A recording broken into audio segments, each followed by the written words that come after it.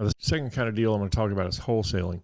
And again, if this is done right, if it's done correctly, without any shady shenanigans, you can do well with it. You can make money, and if you do it in an honest and ethical way, it is a legitimate type of real estate deal. So what is wholesaling? That's when you find a property, you put it under contract, you contract to buy it, put up your earnest money, you get an option period. During that option period, you can go out and find someone else to take over the contract, charge them a fee for the contract. Basically, you're selling the contract. And then they take over the deal and they close on the property. That could be a house, it could be a commercial property, it could be land, it could be anything. So when they do that, when they take over the contract, then you're out of it. You're no longer obligated on the contract.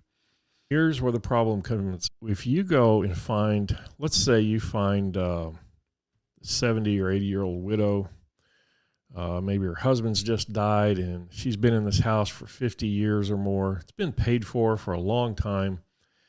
And you find out that she's going to move in with her kids and she's going to want to sell her house. So you go to her and say, hey, I'd like to buy your house. And you know full well this house might be worth $400,000. You come along and you offer her $200,000 for it. And she thinks she's getting a good deal because she paid $15,000 for it 50 years ago. But she doesn't have any idea what it's really worth. And you put it under contract at $200,000, and somebody else comes along and you sell it to them for $350,000, and you pocket $150,000 at closing. You've cheated her out of $150,000.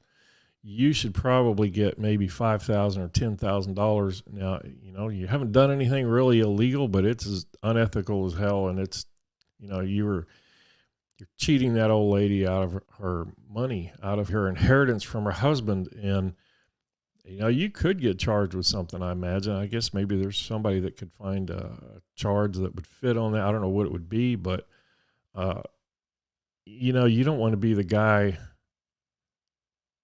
who is known as the one who's cheated the widow down the street out of $150,000. Your deals are going to dry up and go. You're not going to make it in real estate. You're just not going to get any more deals. Don't do that kind of stuff. Believe me, it happens all the time. There are people out there doing this all the time. Make a few thousand on it and help the person get rid of the house. Help the person sell the house and get a decent price for it. And, make a few thousand on it. I predict one day that practice might be made illegal just because basically you're almost being a real estate agent without a license. Because you're putting the house under contract and making it exclusive to you. You control it, and then you could turn around and sell it and get a profit. I love profit, and I love to make as much profit as I can, but I'm not going to cheat someone to get it, okay? So just be honest and ethical. If you wouldn't want someone doing that to you, then you shouldn't do it to somebody else. That's the easiest way to tell if you're doing something honest and above board.